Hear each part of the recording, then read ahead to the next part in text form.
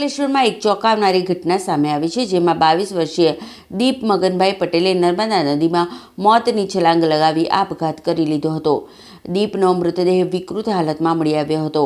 મૃતક દીપ પટેલ, જે નોકરી સાથે MScના છેલ્લા વર્ષમાં અભ્યાસ કરતો હતો, અમદાવાદમાં પરીક્ષા આપવા જવાનું હતું. પરીક્ષા માટે તૈયારીઓ દરમિયાન માતા સાથે થયેલી નાની વાતચીત બાદ દીપ ગુસ્સે થઈ તારીખ 27 એપ્રિલની રાત્રે લગભગ 9 વાગે ઘરેથી નીકળી ગયો હતો.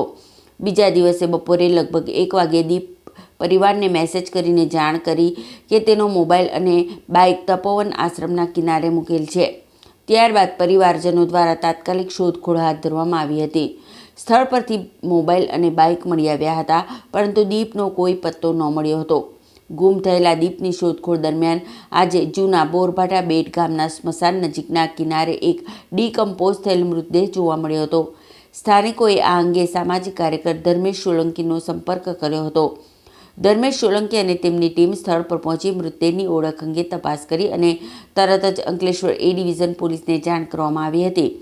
પોલીસ ઘટના સ્થળે પહોંચી સગાઓની શોધખોળ કરવામાં આવતા પરિવારજનોને જાણ કરવામાં આવી. પરિવારજનો સ્થળ પર પહોંચી કપડા પરથી મૃતદેહની ઓળખ દીપ પટેલ તરીકે કરી હતી. હાલમાં આ સમગ્ર મામલે વધુ તપાસ અંકલેશ્વર A ડિવિઝન પોલીસ દ્વારા હાથ ધરવામાં આવી છે.